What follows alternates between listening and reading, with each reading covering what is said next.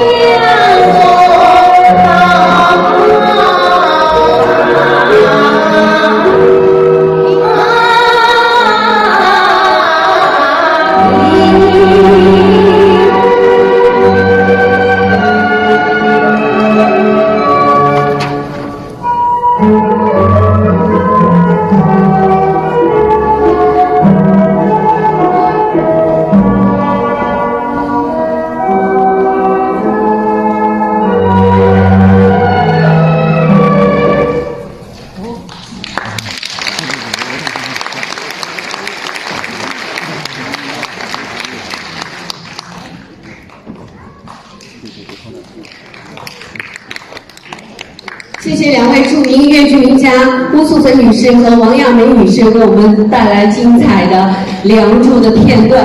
希望在座的票友们、越剧票友们过足了戏瘾了。